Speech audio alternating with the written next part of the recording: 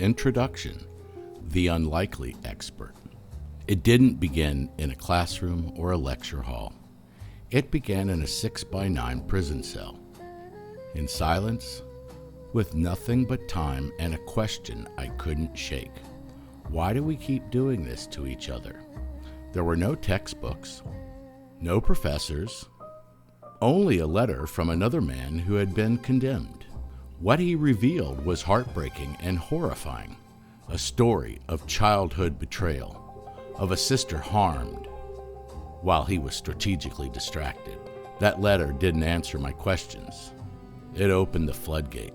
Over the years that followed, through more than 500 deeply personal conversations with convicted sex offenders, I became something I never intended to be: a witness. These men were not monsters I had been warned about. They were survivors of trauma, carriers of shame, and echoes of stories I had lived myself. I didn't need credentials to know what I was hearing was real. I needed ears, empathy, and the strength to stop looking away. Nearly 4 out of 5 of those men revealed some form of maternal sexual abuse. Covert, overt, emotional, spiritual, or physical. Sometimes it was obvious.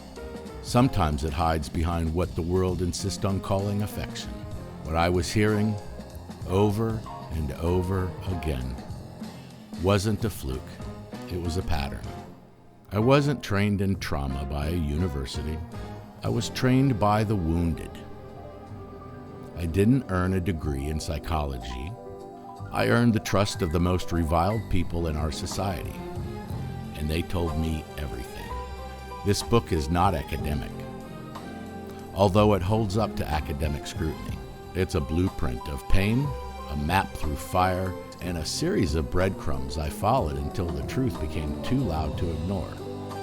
It's the story of how I became a subject matter expert, not by theory, but by immersion. Not by distance, but by proximity.